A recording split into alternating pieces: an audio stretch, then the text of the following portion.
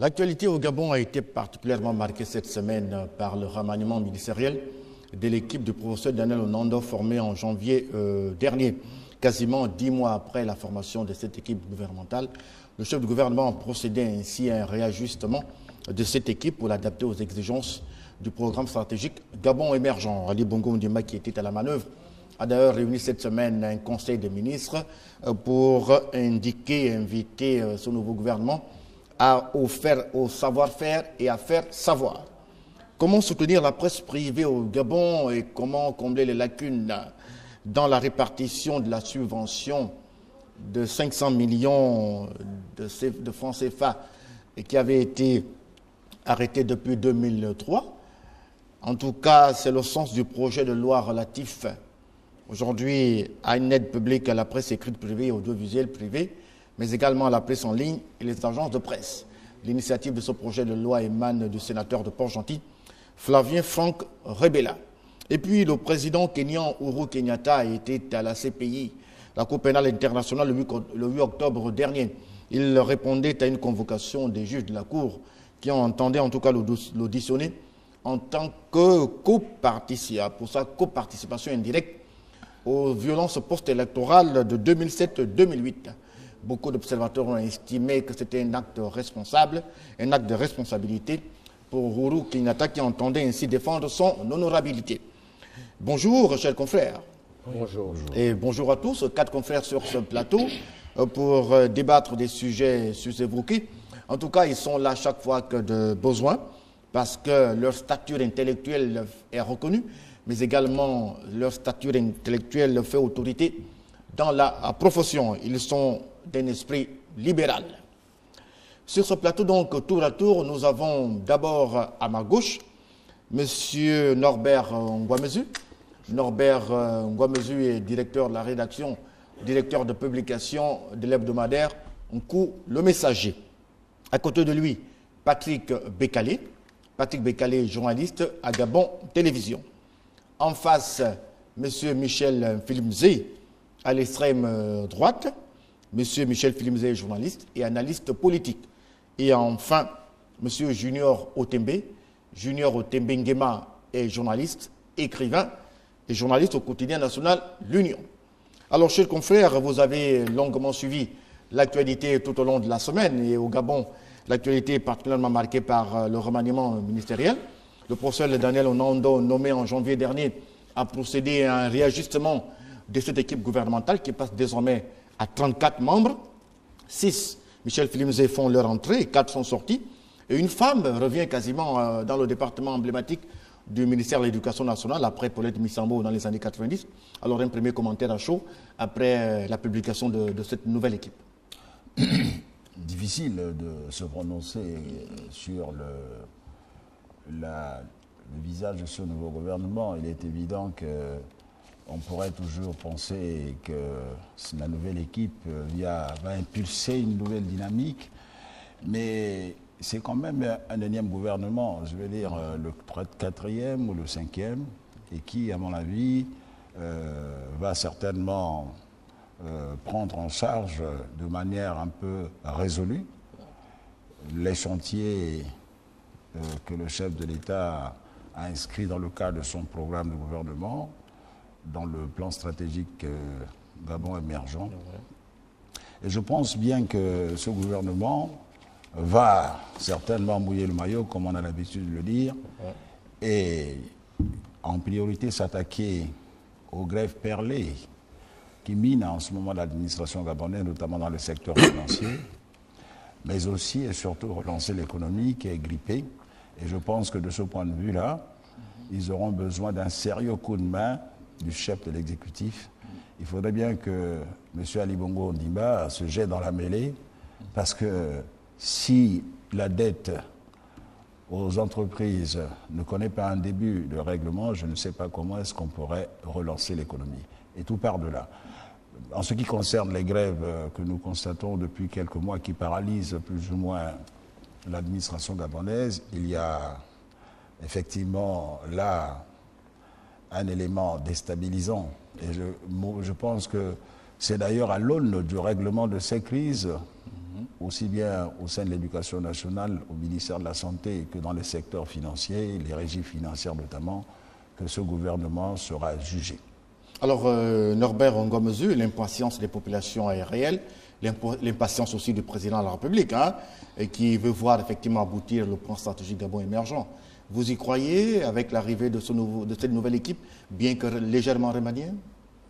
Moi, ce qui me surprend, c'est que depuis un certain nombre d'années, voire près de 50 ans, on a assisté à des changements de gouvernement. Et à chaque fois, c'est toujours la même vieille rengaine. C'est le gouvernement qui n'exécute pas très bien les orientations du chef de l'État. Et par conséquent, il faudrait le démettre pour mettre en place un nouveau gouvernement.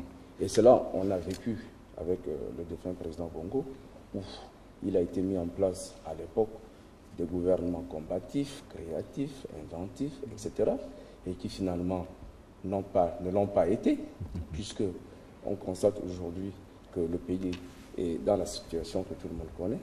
Aujourd'hui, depuis 5 ans, ça a commencé par une erreur de casting. Après, on a estimé, c'était à l'époque du Premier ministre Paul Biya-Umba. Après, on a estimé que, bon, au regard de cette erreur de casting, il fallait le remplacer. On a mis quelqu'un qui était un redresseur de tort, qui avait très bien redressé la situation économique et financière de certaines entreprises. C'était à l'époque l'oiseau rare, c'était Raymond Donsima. Et au bout de quelques mois, on a dit que non, il ne faisait plus l'affaire, c'était l'immobilisme, la léthargie, ça ne bougeait pas, etc., etc. Allez, on l'a débarqué. Et puis, on a fait venir un autre oiseau rare, qui est le professeur Daniel Onondo. Lorsqu'on appuie sur le terme, on insiste sur le terme professeur, ça veut dire que c'est quelqu'un qui va trouver des formules magiques. Et finalement, 10 mois après, on se rend compte qu'on nous redit que non, ce n'est pas efficace, il faut relancer la machine, etc., etc. Et Michel Chélib disait tout à l'heure que ce gouvernement a peut-être relancé l'économie. Moi, je suis surpris de l'apprendre parce que ça fait depuis quelques mois, on nous vante les fortes de croissance de l'économie gabonaise. Ça veut donc dire que cette économie a été relancée. Et lorsqu'on change de gouvernement et qu'on dise que c'est pour relancer les activités, ça veut dire que ces activités étaient en berne. C'est un aveu d'échec. Alors, il se pose donc le problème, il faut savoir qui est réellement responsable des échecs des politiques menées depuis 50 ans au Gabon. Je ne dis pas 5 ans, je dis 50 ans. Est-ce que ce sont les gouvernements ou alors il faut aller rechercher les causes ailleurs? Alors, Junior Otebeng Nguema, ce gouvernement arrive dans un contexte assez particulier. Il y a une forte demande sociale. Michel Flimzé a commencé à camper le débat. Il y a des grèves perlées à gauche, à droite. On a la question de la pipe dans l'éducation nationale, dans la santé. Alors bref, il y a vraiment un challenge aujourd'hui pour ce gouvernement. Oui, le challenge est aussi important que ce gouvernement devra travailler. Mais moi, je voudrais poser la question. En fait, on s'attendait à un remplacement numérique. Moi, dans mon esprit, on devait remplacer le démissionnaire et on met sur la table un gouvernement remanié. Que cache ce remaniement? Bon, Michel Philippe disait tantôt, Norbert Ngomezu a argumenté pratiquement dans le même sens. Je ne reviendrai pas sur ce qu'ils ont dit. C'est des vérités. Mais en fait, cette nouvelle formation, la question qui se pose, répondra-t-elle réellement aux aspirations des populations dans la lutte contre la pauvreté, le chômage et les inégalités sociales? Vous le disiez tantôt, que le challenge est grand. Absolument. Mais vraiment, le challenge est grand. Mais pour revenir, à qui incombe vraiment, je dirais, la non-application des politiques? Est-ce le gouvernement ou le problème est à chercher ailleurs? Non, de toute façon, le problème, il est là, il est posé, les populations attendent et les populations vont juger ce gouvernement sévèrement Voilà.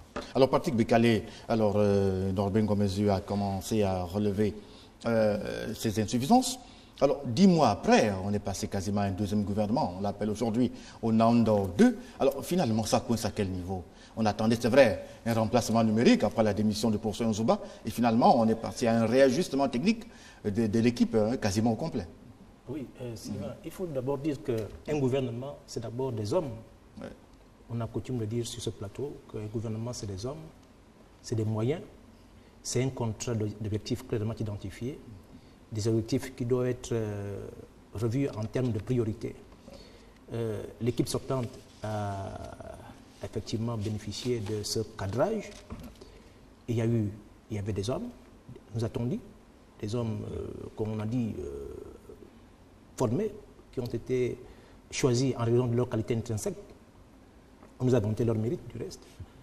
Il y a eu également un cadrage sur le plan socio-politique, économique, de la part du président de la République, mettre en branle le plan stratégique Gabon émergent, qui lui, on le sait, est adossé sur lequel est adossé l'avenir en confiance, le projet sur lequel Ali Bongo Ndimba s'était présenté à l'élection présidentielle de le projet du septennat. Et puis, il y a des moyens. Bon, moi, la question que je me posais, c'est que est-ce que cette équipe qui succède à l'équipe Naounda 1 aura les moyens de sa politique? Parce que les attentes, on vient de le voir à l'issue de ce premier tour de table, sont nombreuses. Et le président de la République demande au gouvernement de satisfaire les attentes légitimes des populations, les attentes légitimes.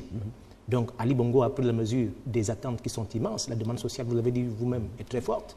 Est-ce que ce gouvernement, cette fois, aura les moyens? Parce que nous le savons, les analyses budgétaires qui sont faites ici, on parle de contraction de la dépense publique.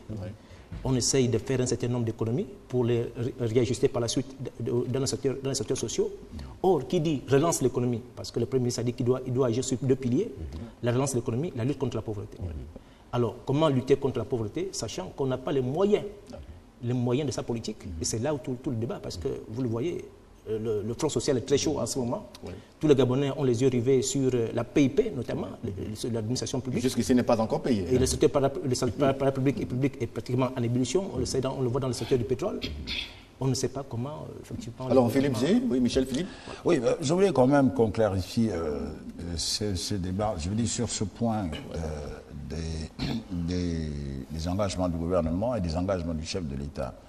Il ne faudrait peut-être pas tirer une conclusion hâtive qui consisterait à dire la réduction ou la contraction des dépenses publiques équivaudrait à une sorte de réduction de la marge de manœuvre du gouvernement dans le secteur économique.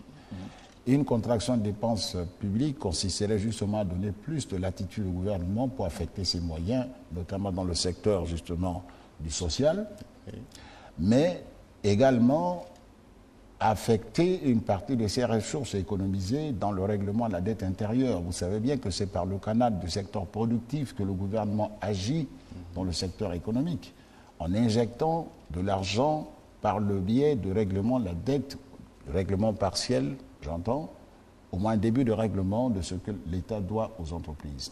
Les entreprises, tant qu'elles n'ont pas les moyens pour financer leur activité, évidemment, l'appareil économique est paralysé. Je pense que les deux éléments que vous avez évoqués tout à l'heure ne me paraissent pas antagoniques. Réduire justement la surface financière des dépenses publiques me paraît justement plein de bon sens. Il faut qu'à ce niveau-là, effectivement, qu'un travail soit fait afin tout au moins de débarrasser un peu la gestion des données publiques de toutes les scories qui nous ont amenés, qui ont été révélées justement à travers les audits qui ont été commis tout récemment. Je pense que le toilettage des rouages un peu financiers au Gabon me paraît de bon augure. Et comme vous le disiez si bien, maintenant, à présent, il faut donner les moyens à ce gouvernement, et les moyens supposent donner les budgets nécessaires à ces ministères afin qu'ils puissent travailler. Alors, mais Norbert Ngomezu, le gouvernement est quasiment déjà sous pression, à peine mis en place, il est quasiment sous pression, la demande est forte, et le président a d'ailleurs dit savoir faire et faire savoir. Ça veut dire que ce gouvernement doit communiquer sur les politiques menées, sur les actions menées sur le terrain, parce que le chantier est immense. la pression qui est aujourd'hui exercée sur ce gouvernement, pensez réellement qu'à terme, ça va pas un peu trop fort quand même? Mais est-ce que la seule communication suffit pour mener des politiques efficaces? Je ne crois pas. Il faut d'abord mener des politiques avant de communiquer. Et je souhaiterais qu'on soit concret.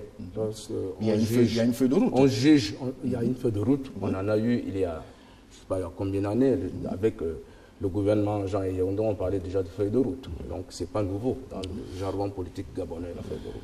Moi je veux dire qu'il faudrait qu'on soit concret dans ce que nous disons et du jugement que nous portons sur le gouvernement sortant et entrant. Parce que j'ai eu l'impression que certains ministres qui ont été sacrifiés n'ont été que des boucs émissaires. Parce que Michel Philippe disait tout à l'heure qu'il faudrait que l'État donne des moyens pour que des politiques soient menées. Mais l'État, c'est qui? Est-ce que c'est essentiellement les ministres? Si on prend des exemples, les ministres de la prévoyance sociale, c'est comme ça que ça s'intitule. Ça s'appelle désormais. Madame Brigitte Anguilemba a été limogée. Oui. Parce que, dit-on, et selon ce que j'ai lu, elle n'aurait pas appliqué les mesures arrêtées lors des assises sociales. Mais personne ne dit combien a-t-on donné à cette dame, que je respecte, que je ne connais pas d'ailleurs, combien lui a-t-on donné en termes de budget pour mener cette politique-là sociale qui consisterait à distribuer des prestations sociales, des allocations familiales, à sortir les Gabonais démunis de la précarité et de la pauvreté. Rien du tout. Et si vous vous rapprochez des agents de son propre ministère, ils vous diront qu'ils travaillent en achetant eux-mêmes de l'encre, en achetant des stylos, en achetant du papier. Alors, question, un ministère où les agents s'achètent eux-mêmes de l'encre, du papier, des stylos, etc., peut-il, ce ministère, disais-je, peut-il aider à sortir les Gabonais de la précarité et de la pauvreté? Je ne le pense pas. Oui. Donc, on a fait du ministre Brigitte Anguilemba un bouc émissaire des politiques qu'elle ne pouvait pas mener parce qu'elle n'avait pas les moyens de les mener. Nous prenons le cas du ministre de la fonction publique, M. Mabiala, qui a été licencié pour n'avoir pas bien géré le dossier relatif à la PIP. Mais qui a décidé de la PIP? A-t-on mené une étude d'impact?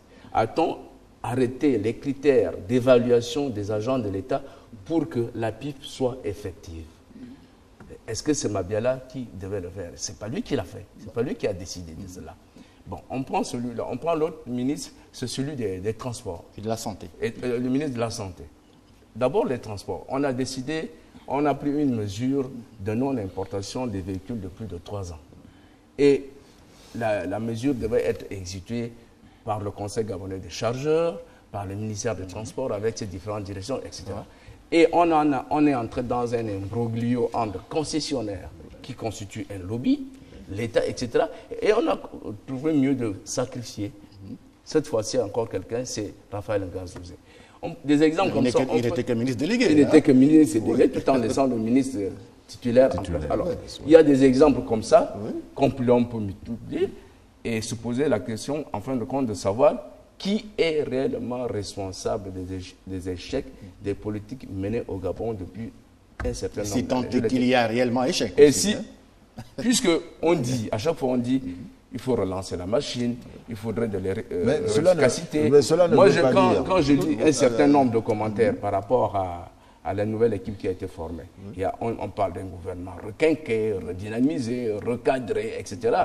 Vous vous souvenez des gouvernements créatifs, inventifs, mais c'est nous la presse, etc. Oui, Sylvain, la presse n'est que le relais de cette à la suite de ce qui vient d'être dit, je pense que, moi j'ai dit tout à l'heure qu'un gouvernement c'est des hommes, c'est un projet et c'est des moyens. C'est des moyens. Moi je pense que ce qui nuit d'abord un gouvernement, c'est la possibilité de mener à terme et à bout de bras un projet. Dans le cas de figure, on a un programme. Mais est-ce qu'il y a des moyens? Parce que nous le savons, la plupart des gouvernements, des responsables de nos ministères qui passent sur nos antennes se plaignent de ce qu'ils ont sous leur tutelle des agences. ils ont sous leur tutelle des agences, autrement dit, des super directeurs généraux qui échappent pratiquement à leur contrôle. Alors, comment mener à bout un projet, sachant qu'on n'a pas soi-même le contrôle de certaines directions qui sont placées sous votre tutelle? C'est d'abord le premier problème. Maintenant, pour revenir toujours à cet aspect d'ordre financier, il y a certains moyens qui sont alloués, il y a certains projets qui requièrent une certaine diligence de la part de l'autorité ministérielle. Dans le secteur de l'éducation nationale, aujourd'hui, les partenaires sociaux exigent l'élargissement de la PIP aux enseignants de l'éducation nationale. Or, il y a là un sujet qui a un impact, un caractère plus ou moins transversal. C'est le ministère du Budget qui doit régler rapidement ce problème. Certains enseignants estiment aussi qu'il y a des problèmes liés notamment au non-paiement de certaines primes, des primes de vacation notamment, lors des examens. Oui, mais attendez.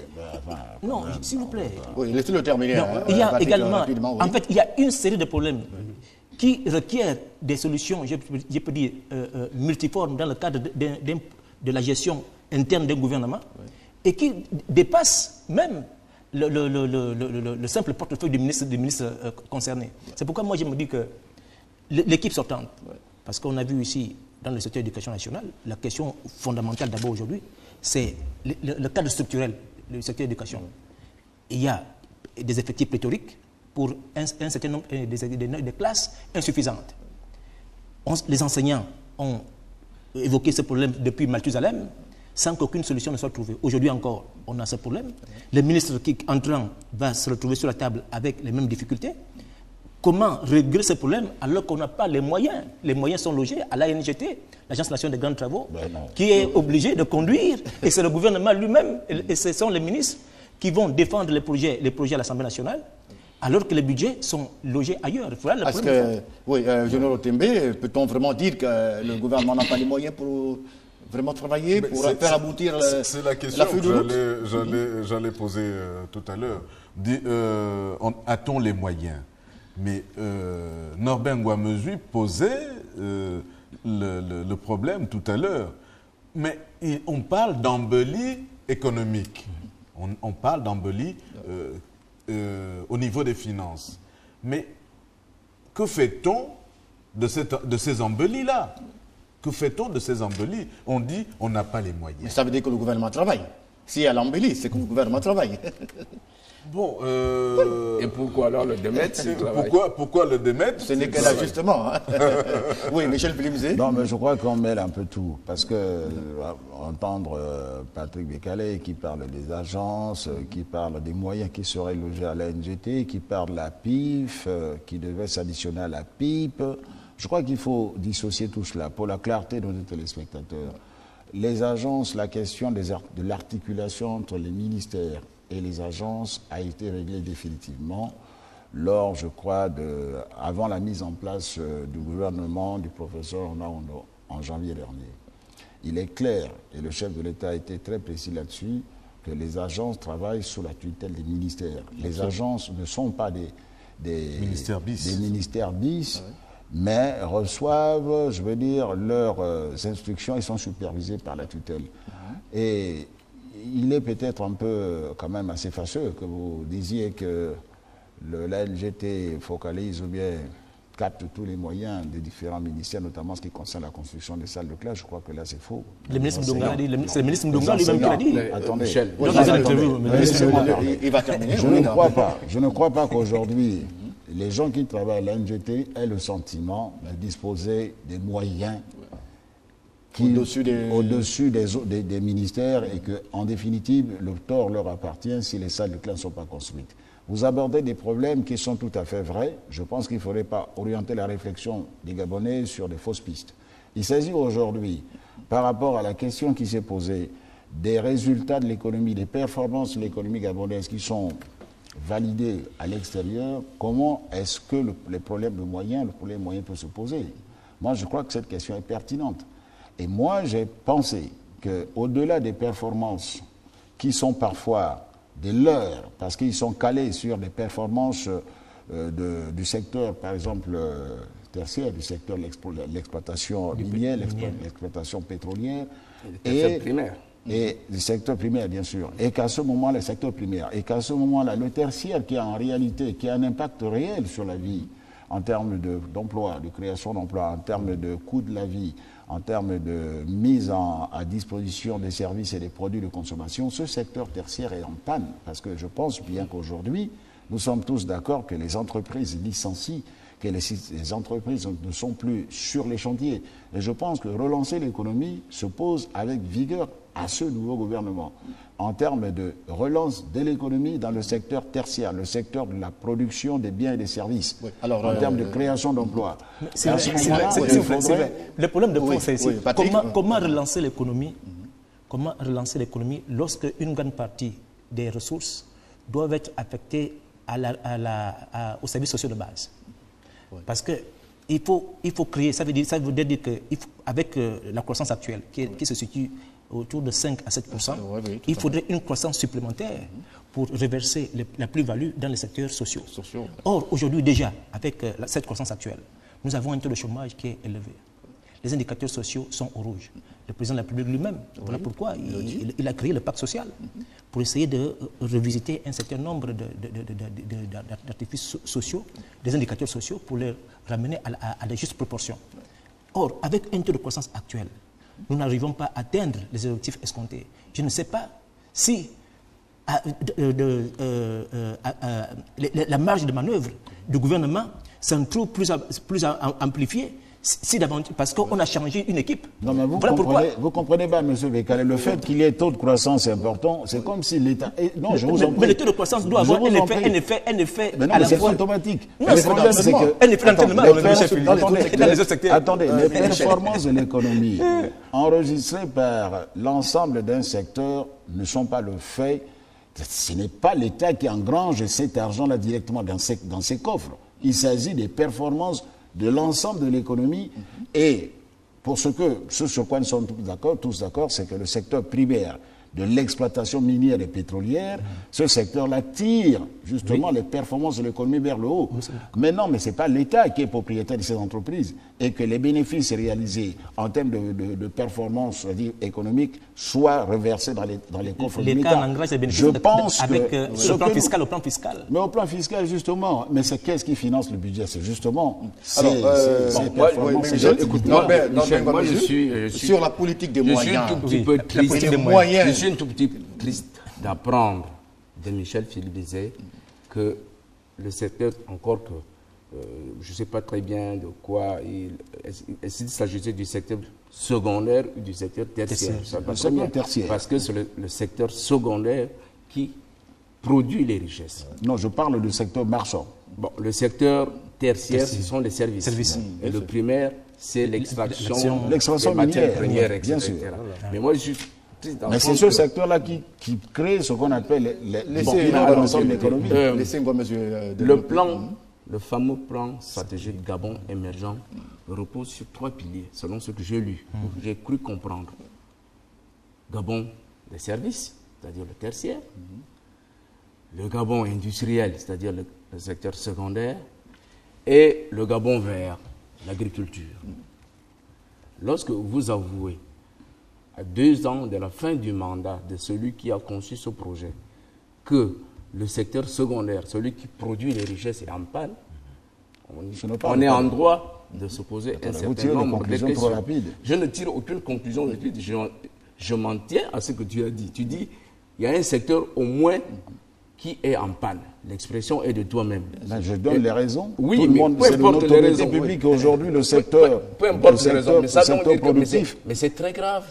C'est très grave si le secteur secondaire, celui qui produit les richesses qui sont issues de l'extraction des matières premières, qui n'existent pas d'ailleurs au Gabon, si ce secteur est en panne, mais c'est tout le pays qui est en panne. Le secteur, attendez, je crois qu'on se trompe. Vous avez des qualifications logiques. Nous avons, moi j'ai dissocié le secteur primaire, le secteur d'exploitation minière, le secteur, ce sont les secteurs, le secteur des entreprises, le secteur du BTP. Ce sont les secteurs classiques de l'économie d'un pays, classique. Le primaire, le secondaire et le tertiaire. Est-ce qu'on est d'accord On n'est pas... que le secteur de BTP n'impacte oui. pas sur l'extraction minière, sur l'exploitation ou la production de recettes tirées des mines ou tirées de l'exploitation Alors, c'est forestière. le BTP qui en Je parle. parle des BTP. Alors, et les BTP, le secteur des BTP il a en un parle. impact réel. Il en parle. C'est une locomotive en matière de création d'emplois, Oui, tout à en fait. matière de redistribution de revenus. Et c'est un secteur à haute densité de main-d'œuvre. Et vous nous avouez aujourd'hui qu'il en panne. Enfin, on parle, ça dépend des L'économie informations. des moyens, c'est l'économie des moyens. le secteur, ce secteur-là, Bon, alors, l'économie des moyens. celui dont tu parles, là, le secteur de Norbert, BTP est le baromètre de toute économie. Mais attends, là, Quand ce secteur est en panne, ça veut dire que c'est toute l'économie qui est en panne. mais s'en vous ressent. considérez Ça veut dire que alors- vous nous révélez aujourd'hui que l'économie gabonaise est en Mais panne. ne tournons pas autour Et du c'est pot. très J'ai grave. parlé de la nécessité grave. Alors, qu'il faut on va les moyens. avancer. à donner les On va- moyens Voilà, à travers voilà. le règlement au moins d'une partie de la dette due aux Qui entreprises donne de les ce moyens? secteur. Vous avez Voilà. dit tout à l'heure à Calais que vous avez dédouané l'agence nationale des grands emplois. Mais ce qu'il a dit, grands tout à fait, des grands travaux, est tout à fait Est-ce qu'il faut vérifiable. prouver que l'agence nationale des grands travaux... Jusqu'à maintenant, les ministères fonctionnaient avec deux budgets, le fonctionnement et l'investissement.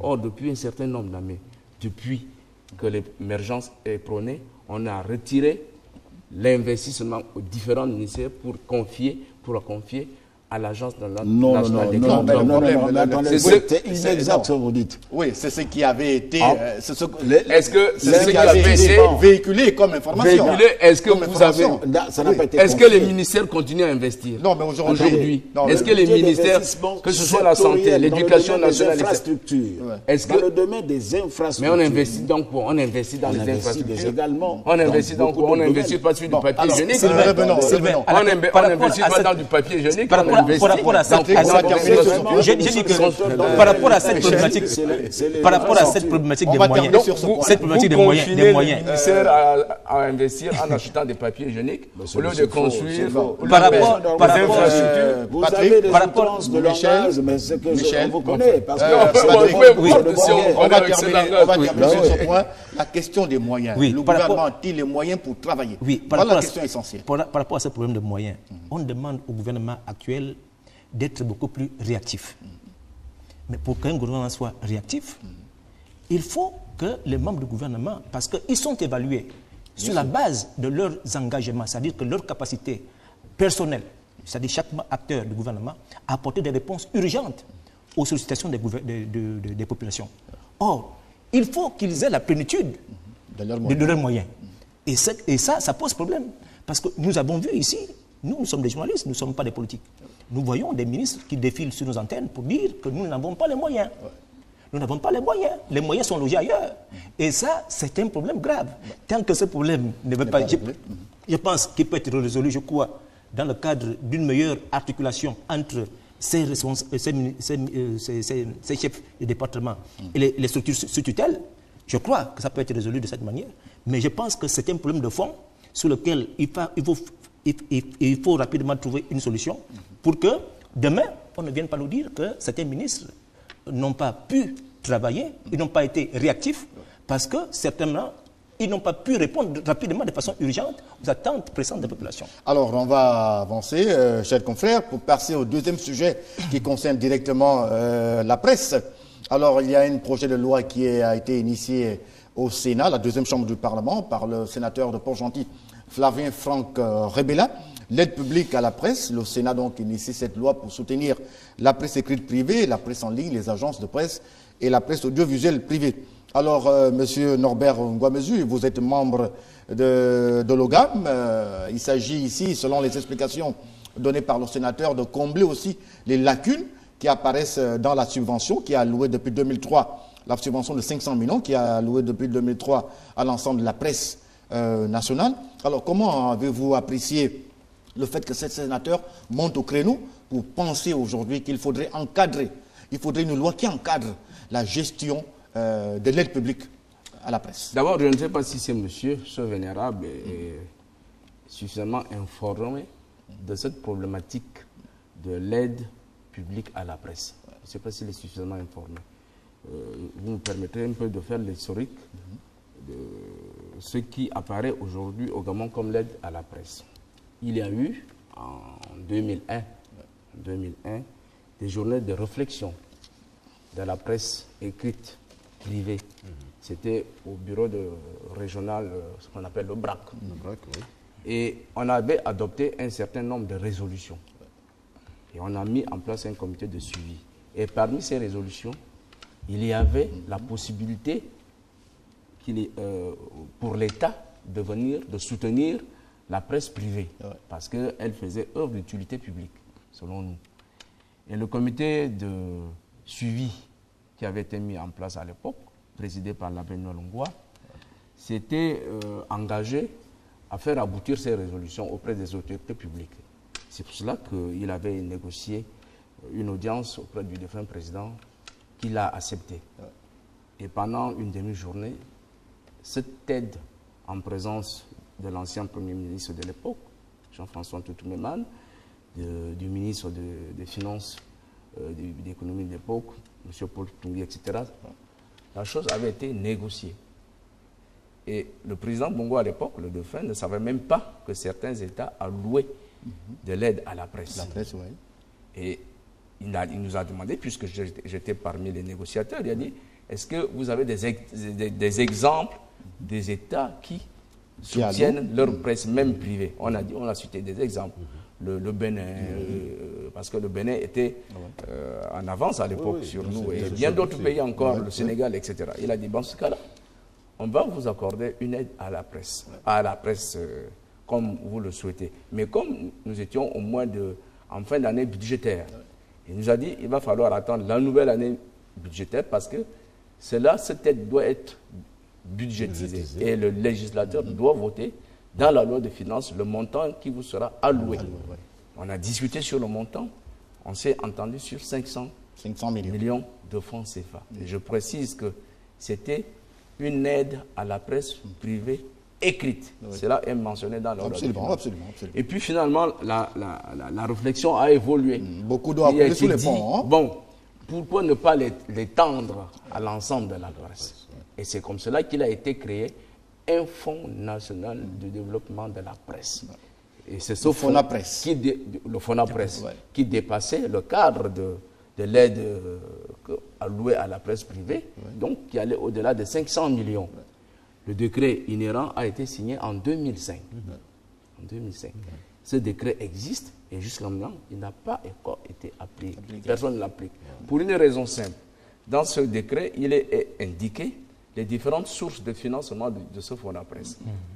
Il y a la subvention de l'État, si on peut considérer qu'il s'agit de 500 millions. Il y a les recettes publicitaires des entreprises de communication.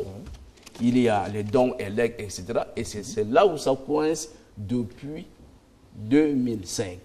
Parce que où trouver ces ressources pour financer le fonds de presse? Quelle est l'entreprise de communication qui va accepter de céder 10% de ces recettes publicitaires pour financer la presse?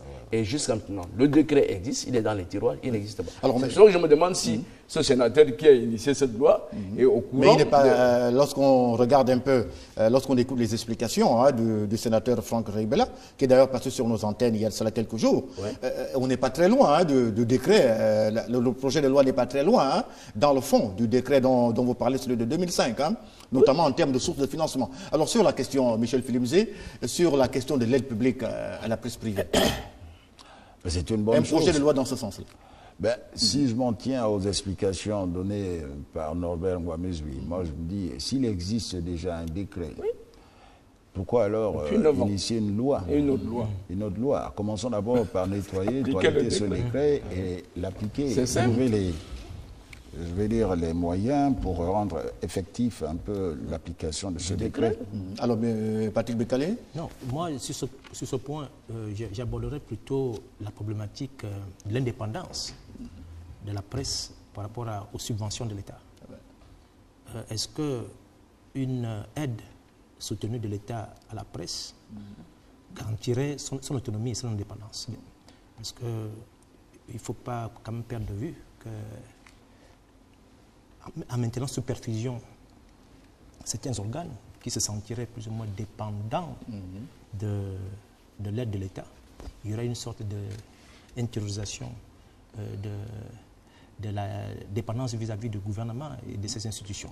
Non, mais Moi, je pense que Oui. pour la pluralité, des opinions, la diversité des opinions, mais aussi pour garder une certaine relation à l'information qui me paraît être la plus réaliste possible. Ouais. Une subvention de l'État ne me paraît pas judicieux. Ouais. Parce que, de mon point de vue, ça c'est mon point de vue. Ils vont aliéner leur indépendance. Ce qui est, par contre, important, c'est de fédérer les énergies. C'est de faire en sorte qu'aujourd'hui, de grands groupes de presse se créent au Gabon. Des entreprises de presse. Or, ce qui n'est pas encore le cas. Avec l'individualisme qui caractérise l'homme gabonais, on voit ici fleurir ici et là tous les jours des petits groupuscules à gauche et à droite, alors que l'intérêt pour eux serait de se regrouper pour créer de véritables structures qui soient viables et qui soient financièrement valables, de mon point de vue. Mais qu'est-ce que vous proposez pour venir en aide aux journaux? Oui, on va y arriver. On va y arriver. Junior Otembe, sur le projet de loi initié actuellement au Sénat. Je m'inscris dans le même esprit de Norbert et de Michel Philippe. Il y a déjà un texte, c'est le décret. Il faut le ressortir. Il faut le ressortir, le réajuster, l'adapter au contexte. Et à ce moment-là, la chose est judicieuse, elle est bonne. Aider la presse. Et je ne suis pas d'accord avec Patrick quand il dit que l'aide de l'État à la presse aliénerait leur indépendance. Je ne suis pas d'accord. Mais qu'est-ce qui se fait au Bénin? Et pourtant, le Bénin, le Sénégal et d'autres pays, Tutti-Quanti, aident la presse. Mais qu'est-ce qui se fait au Gabon depuis 2003? Il y a une subvention allouée à la presse privée sans que les lignes éditoriales soient aliénées, soient inféodées au pouvoir. Je crois qu'on ne refait pas la roue. C'est vrai au Cameroun, même en France. Voilà. C'est vrai qu'on demande plus de démocratie, plus de liberté de ton, liberté de presse, mais c'est vraiment pas ce qui va aliéner totalement notre indépendance. C'est à nous de nous battre. Alors, mais qu'est-ce que vous proposez aujourd'hui? Le projet de loi a été initié au Sénat. Vous parlez d'un décret qui existe depuis 2005. Que faut-il faire aujourd'hui pour qu'on arrive finalement à avoir quand même une loi qui encadre? Je peux répondre. Michel l'a dit. Oui, Michel. Je voudrais quand même que... Vous savez, un décret peut être révoqué par un autre décret. Je crois que l'initiative est bonne, mais il ne faut pas qu'elle soit antagonique, ou bien qu'elle puisse, interagir avec le décret. Le décret, indépendamment de ce projet de loi, le décret doit d'abord être activé, appliqué, et que la loi vienne ensuite pour donner un socle juridique légal à cette aide-là, me paraît tout à fait complémentaire. En réalité, il ne s'agit pas ici que l'un exclue l'autre. En réalité, il faut d'abord commencer par le décret, le faire appliquer, trouver les conditions de financement pérenne, justement, de cette aide-là, et parallèlement que l'initiative de... Alors, mais Robert, on parle effectivement de l'aide. Dans le décret, il y a souvent une grande question qui se pose. C'est celle des critères même d'octroi de bénéfices de cette aide. Le gros problème s'est souvent posé du fait effectivement de l'irrégularité d'un certain nombre de journaux et la périodicité. Des journaux disparaissent, d'autres réapparaissent. Bon, et finalement, tout le monde va bénéficier de l'aide. Est-ce qu'à ce niveau, au niveau de la profession, il y a quand même un travail de toilettage à faire? Si vous lisez bien ce décret, qui date de 2005, je le répète, il est prévu un comité de pilotage du Fonds national pour le développement de la presse. Ce comité de pilotage intègre aussi bien des représentants du ministère de la Communication, ceux du Conseil national de la communication, que les communicateurs privés et publics eux-mêmes. Et c'est au niveau de ce comité de pilotage que les critères vont être relativement objectifs. C'est-à-dire que ce comité de pilotage qui va être présidé avec une agence comptable, etc., va se réunir pour dire, voilà, on a une aide, un fonds de tant de milliards, et voilà le décor qui est planté devant nous, la presse privée, la presse publique, la presse audiovisuelle, la presse écrite, la presse en ligne. Comment répartir? Quels sont les critères? il revient, selon le décret, à ce comité de pilotage de définir les critères. Et moi, je suis d'autant plus surpris par l'initiative de ce sénateur, parce que je sais qu'il existe, il est en gestation en ce moment une nouvelle loi sur la presse, sur la liberté, l'exercice de la liberté de la presse au Gabon. Avec la révision du Code de la communication? Mais c'est de ça que je parle. Cette loi tient compte de tous les aspects juridiques, financiers, etc., pour que la presse se développe beaucoup. Donc, ce sénateur-là, je ne sais pas s'il est au courant que cette loi est... Forcément, il doit être... parce que alors, une loi... Alors, il y a une question, Patrick Bekale. Alors, pourquoi forcément donner de l'argent à la presse? Est-ce qu'il n'y a pas d'autres mécanismes pour soutenir l'impression, par exemple? Pourquoi forcément de l'argent? Mais on soutient l'impression avec quoi? C'est pas avec de l'argent? Avec de l'argent. L'imprimeur demande quoi? Je crois que le problème, la question complémentaire à ces initiatives diverses, notamment la loi initiée par le sénateur, mais aussi par le projet de loi qui serait en discussion tel que nous l'annonce Norbert. Moi, je crois que le problème de fond, c'est que dans ce pays, il faut faire un toilettage de... C'est toujours bien bon de commencer par nettoyer soi-même chez soi. Je pense que le monde de la presse est truffé aujourd'hui d'aventuriers de tout poil, de mercenaires, de gens qui n'ont rien à y faire. Et qu'il faudrait qu'à ce niveau-là, que la presse s'organise sectoriellement, je crois, c'est-à-dire au niveau de ceux qui se considèrent comme étant de la presse d'opinion privée, que ceux qui se reconnaissent comme étant de la presse audiovisuelle privée, et qu'ils fassent ce qu'on appelle un aggiornamento, que des critères rigoureux soient mis en place afin que ceux qui exercent soient au moins outillés en matière de déontologie, en matière de moralité, en matière de... Je pense qu'au jour d'aujourd'hui au Gabon, la presse est le seul secteur où on arrive quand on a tout essayé et quand tout n'a pas marché ailleurs. Et je crois que cela doit cesser. Mais il y a problème. Oui. Alors, le Gabon est l'un des rares pays oui, où l'activité de la presse est plus qu'encadrée. Parce que on a un Conseil national de la communication. On a d'abord une loi portant code de la communication. Et je disais tantôt qu'elle est en révision. Elle a été toilettée, elle va être adoptée par les deux chambres de Parlement. Et ceux qui ont travaillé dessus ont tenu compte de tous les aspects qu'évoque Michel. Donc, il y a cette loi. Il y a le régulateur institutionnel, le Conseil national de la communication. Il y a le ministère de la communication.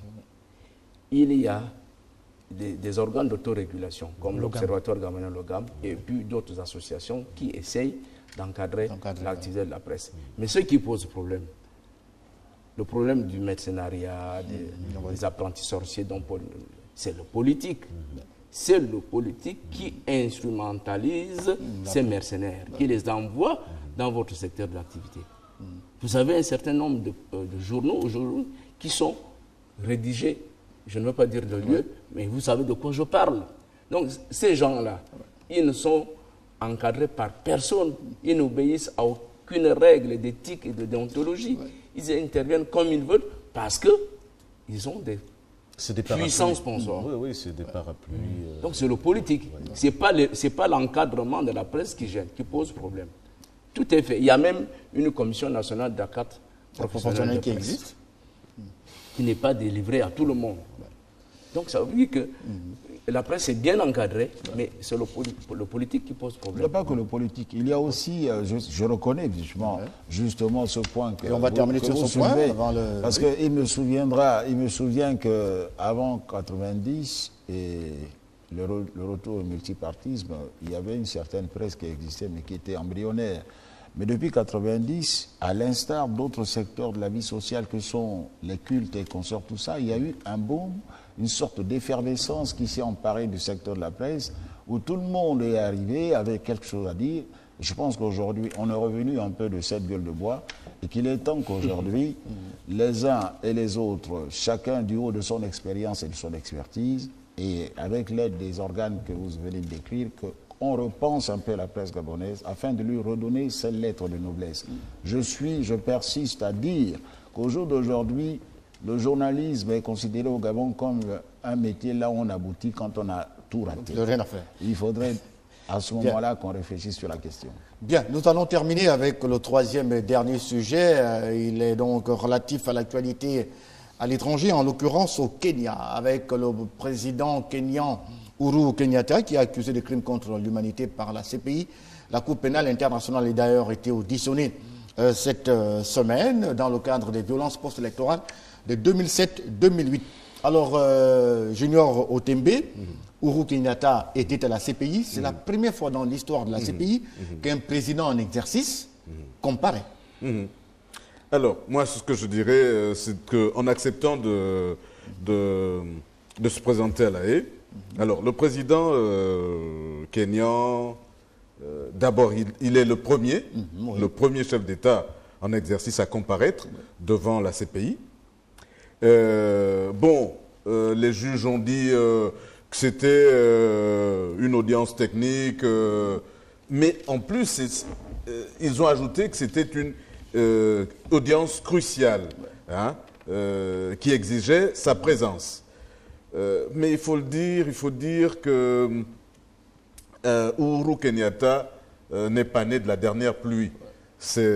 En fait, il est de la race des fins stratèges. Hein. Il y a des précédents.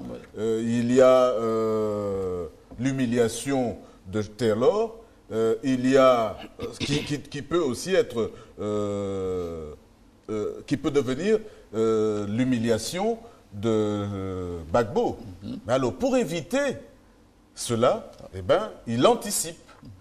Il se présente. Il y va. Et il y va. Et puis, il a aussi un ami qui il veut pas s'aliéner. Cet ami-là, c'est le pays de l'oncle Sam. Et donc, il prend les devants. Il essaie de construire une muraille et se faire des ressorts pour bondir. Alors, Patrick Bekale, d'aucuns estiment, plusieurs observateurs estiment qu'il est parti pour défendre son honorabilité. C'est un acte de foi, c'est un acte de responsabilité pour un président, et qui d'ailleurs affirme qu'il est totalement innocent, parce qu'on le considère comme étant co-auteur indirect dans les événements de 2007-2008. Tout à fait, Sylvain. C'est justement là le grand problème. La Cour pénale internationale saura-t-elle un jour la vérité sur la situation post-électorale en 2007-2008 au Kenya? Tant que Uhuru Kenyatta est président de la République, il est le chef, l'homme le plus puissant du Kenya à ce jour. Est-ce qu'on peut être jugé parti?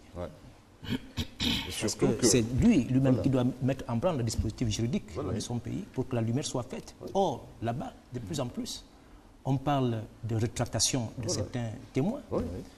On parle de pressions qui sont exercées sur certaines familles. C'est là le grand problème.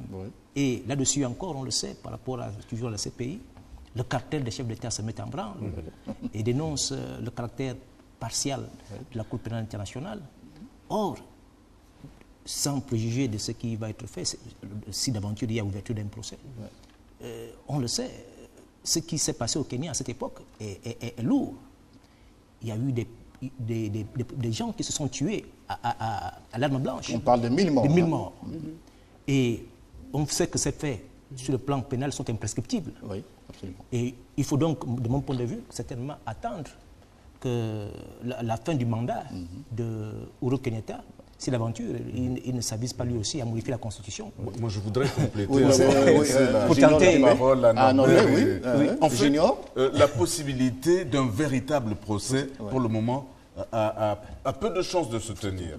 Pourquoi? L'accusation, c'est même pas la défense, l'accusation décide de reporter sine die. Voilà, sine die. Sine die.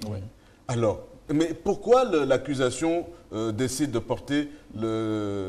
reporter le procès sine die? Faute de preuves. Il n'y a pas de preuves. Et malgré le fait que le procureur Ben Saouda, Fatou Bensouda, la Gambienne, accuse Nairobi.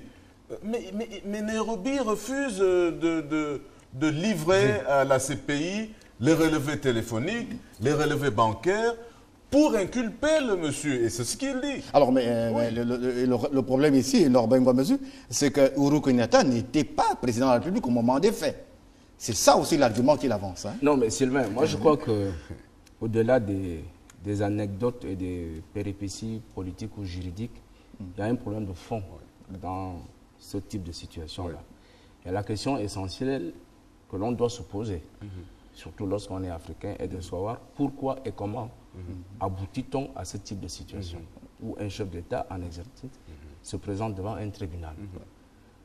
Bon, il existe dans nos pays d'Afrique notamment, des gens, des personnes, pour des raisons de politique politicienne, qui décident d'instrumentaliser et de stigmatiser les ethnies à des fins politiciennes, soit pour conserver le pouvoir, soit pour le conquérir. C'est ce qui est arrivé en Côte d'Ivoire avec le concept de l'ivoirité. C'est ce qui est arrivé et qui a amené Laurent Gbagbo à La Haye. C'est ce qui arrive aujourd'hui au Kenya, où les ethnies se sont affrontées à un moment donné suite à une élection présidentielle. C'est ce qui pourrait aussi arriver à d'autres pays. Pourquoi pas le nôtre, où des concepts comme tout sauf les femmes, nous ne souhaitons pas, etc., etc. Je dis pourquoi pas, il faut le craindre. Mais quand même, dans ce pays, on a créé un pays fan. Vous avez vu toute une littérature d'une presse internationale. C'est l'affirmation gratuite, hein, monsieur. Il y a eu des concepts créés où on parlait de tout sauf les femmes, etc. Ça veut dire que c'est des choses qui reviennent de manière récurrente dans la sociologie politique des pays africains. Et dont se servent ceux qui veulent conquérir ou conserver le pouvoir. Et ça nous amène, ça ouvre les portes à toutes sortes d'aventures. Et la péripétie de la présentation de Uhuru Kenyatta devant la CPI est une de ces aventures. Parce que, il faut bien se le dire, ça c'est le deuxième aspect.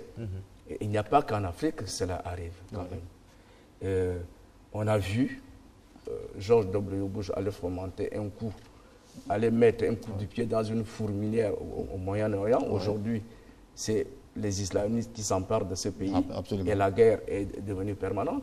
Mais personne n'a jamais cherché à traduire M. Bush devant la CPI, puisque son pays ne reconnaît même pas les États-Unis ne reconnaissent pas la CPI. Alors, vous voyez au Proche-Orient, en Israël, tous les jours, on tue des Palestiniens dans la bande de Gaza comme des petits rats, etc. On bombarde les orphelinats, on bombarde les hôpitaux, etc.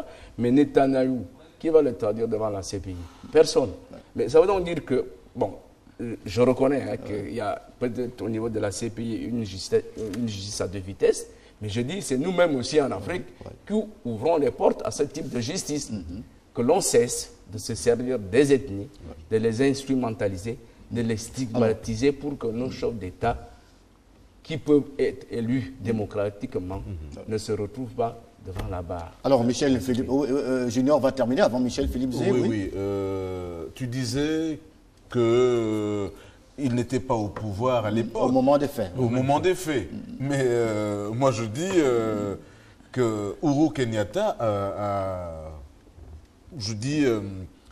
orchestré une partie des violences entre 2007 et 2008. Parce qu'il était candidat et il s'est appuyé sur son ethnie pour stigmatiser les autres. Hein? Et ça a donné ce que ça a donné au Kenya. Alors, Michel Philippe, on va terminer avec toi. Oui. Moi, je reste quand même scotché sur certains principes généraux en matière de justice. Et tout le monde est présumé innocent jusqu'à la démonstration de sa culpabilité. Je crois qu'au jour d'aujourd'hui, nous connaissons la dynamique ou les dynamiques qui animent les populations à l'occasion de grands événements de consultation électorale notamment. Et que affirmer sur ce plateau que le président Uhuru Kenyatta a été l'instigateur de ces troubles qui ont occasionné malheureusement de nombreuses morts, je ne peux pas l'affirmer. Et je crois qu'au jour d'aujourd'hui, nous sommes tous d'accord que dénouer les mailles ou les chevaux qui amènerait à établir de manière formelle la culpabilité du président Kenyatta me paraît être une entreprise qui est au-delà de la portée de la CPI. Chef de l'État. Attendez, est-ce que je peux parler? Oui, mais je n'ai pas terminé. Je vous en prie. Oui, s'il vous plaît. Voilà, Michel. Vous parlez. Non, Michel, allez-y. Donc moi, je considère que tout cela me paraît assez hors de portée de la CPI dans la formule actuelle. Il faut aussi dire que la CPI, qui est une bonne initiative aujourd'hui, nous montre les limites de ses possibilités. C'est dommage parce qu'il y a tellement à faire en matière de justice pénale pour ce qui concerne justement notre continent essentiellement, pour ce que disait Norbert Mamezui, arriver quand même à brandir cette épée de Damoclès sur la tête de nos dirigeants me paraît être une bonne chose pour calmer certaines ardeurs. Mais une fois qu'on a dit ça, il faut aussi s'interroger sur l'efficacité de la CPI. La CPI aujourd'hui est instrumentalisée, est un objet, un instrument entre les mains de certaines grandes puissances. De l'Occident, oui. Et tout cela entre dans une géopolitique dont l'Afrique est le théâtre, à mon avis. Autant que Uhuru Kenyatta aujourd'hui, jouissant, étant, je veux dire, un maillon très important dans le dispositif américain pour la lutte contre les islamistes en Somalie, dans cette zone, la Corne de l'Afrique, me paraît être un élément suffisant pour que l'Amérique pèse de tout son poids. L'Amérique qui, par ailleurs, n'est pas signataire du protocole du statut de Rome. Vous voyez, vous comprenez alors qu'à ce moment-là, la CPI, tout en nous félicitant de son existence, me semble en même temps un instrument qui va enlever toute la portée et toute l'efficacité qu'on devait lui conférer. Alors, on va terminer par ça. Alors, comment expliquer alors que tous les pays, quasiment tous les pays africains, recusent aujourd'hui le travail de la CPI, alors que ces pays ont ratifié le traité de Rome qui crée la CPI? Non, mais je vais pouvoir répondre. Oui, je crois que sur ce plan-là, un petit tour de table, il y a, au-delà des raisons qui viennent à l'esprit, comme le syndicat des dictateurs africains et consorts, tout ça, qui viennent à l'esprit ou qui sont réels. Mais je crois que c'est une réaction même qui est partagée par une certaine catégorie de la population africaine. Parce qu'une question d'orgueil, une question de dignité. Monsieur Norbert Mamezui a évoqué des cas que moi je confirme personnellement, qui sont choquants, mais ces gens ne seront jamais inquiétés. Jamais. Pas plus tard que, enfin, il y a moins de 3 mois, Gaza a été bombardé d'une manière telle qu'on pouvait se demander, mais où est passée cette communauté internationale?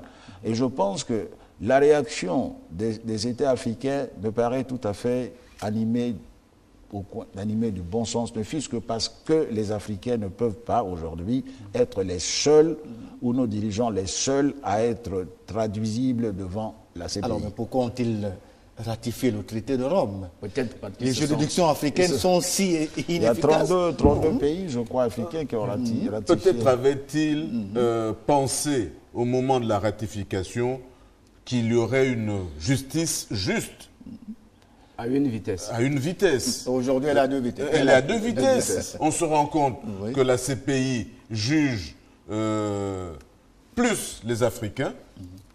Selon le bon vouloir des Occidentaux, selon le bon vouloir des Occidentaux, de temps en temps, ancienne Yougoslavie, on sait d'où ça vient. Alors, mais est-ce que les juridictions africaines sont-elles en mesure de juger des chefs d'État africains? Non, la question essentielle, c'est est-ce que l'organisation panafricaine qui s'appelle l'Union africaine est-elle capable de faire face aux problèmes qui se posent à l'Afrique de manière globale. Voilà. Il existe que ce soit des problèmes d'ordre juridique, que ce soit d'ordre économique, que ce soit d'ordre de problèmes de sécurité. Mais le problème se pose il existe des cours africains de droits de l'homme, des cours de justice africaine. Oui, mais il y a un problème déjà avec le cas du Sénabré, le procès Sénabré. On ne fait que le retarder. Non, mais je crois que sur la question, il s'agit là véritablement pas d'une entreprise concertée voulue par les chefs d'État africains dans un syndicat. Je crois que cela est vraiment... Mais pourquoi utiliser le terme syndicat? C'est le syndicat de dictateurs. Moi, j'estime que le Sénégal, dans le pilotage de ce dossier, a laissé interférer un peu certaines questions de politique intérieure, notamment du temps du président Wade. Et je crois que cela n'est pas du fait justement d'une volonté concertée des chefs d'État africains de ne pas justement que ce procès ait lieu. Mais cela dit, j'aimerais ajouter juste une phrase pour dire que il faudrait quand même se demander, est-ce que l'attitude des chefs d'État africains aujourd'hui, pour certains qui se disent non concernés par les décisions de la CPI, notamment en ce qui concerne le président soudanais, Omar Hassan al-Béchir, qui continue de voyager. Je pense que ce n'est pas une bravade, c'est une attitude, c'est une réaction que nous comprenons, que moi je comprends personnellement. Et autant que je ne comprends pas pourquoi est-ce qu'on s'est précipité d'envoyer Babo à La Haye, alors qu'aujourd'hui, tout le monde est d'accord pour dire que c'est la justice des vainqueurs. On aurait pu également, dans la même fournée, envoyer... Alors, Patrick, moi, je vais terminer pour dire que voilà. c'est un mauvais procès qu'on fait la CPI, la Cour pénale internationale. La Cour pénale internationale, est la traduction véritable des faiblesses institutionnelles du continent africain. Elle témoigne de nos faiblesses sur le plan juridique, sur le plan économique, et sur le plan du manque de leadership, de visibilité de nos gouvernants. Et à partir de cet instant, les autres, parce que nous sommes dans un espace de concurrence, dans un monde multipolaire, les autres prennent effectivement appui de nos faiblesses pour affirmer leur leadership en la matière. Et c'est cela le problème. Maintenant, est-ce que les chefs d'État africains sont prêts à améliorer le cadre juridique, le cadre économique de leurs États, d'abord démocratique, le cadre de l'environnement, le cadre démocratique de leur pays, de façon à faire en sorte que les élections soient les mieux contestées possibles, que l'accès au pouvoir soit moins conflictuel possible. C'est ça le problème de fond. Tant que l'accès au pouvoir est toujours aussi conflictuel, tant qu'il y a un ordonnancement juridique interne qui ne permet pas effectivement de juger les puissants sur le continent, et que les gens sont atteints par le vertige de la puissance. Voilà le problème de fond. On est prêt à enjamber les cadavres pour accéder au pouvoir. Merci, chers confrères, d'être passés sur ce plateau. Nous sommes arrivés au terme de ce débat de presse consacré donc à la question de la formation du gouvernement, consacré également à la question de l'aide publique à la presse privée au Gabon, mais également à la question de la traduction devant la Cour pénale internationale du président en exercice du Kenya, Uhuru Kenyatta. Nous étions donc là aujourd'hui avec M. Michel Philippe-Zé, journaliste et analyste politique. Nous étions avec Junior Otembe, écrivain et journaliste au quotidien national L'Union. Et nous étions avec Patrick Bekale, journaliste à Gabon Télévision, et M. Norbert Ngouamezu, qui est également journaliste, directeur de publication et directeur de la rédaction de l'hebdomadaire paraissant tous les lundis, Nkoulo Messager.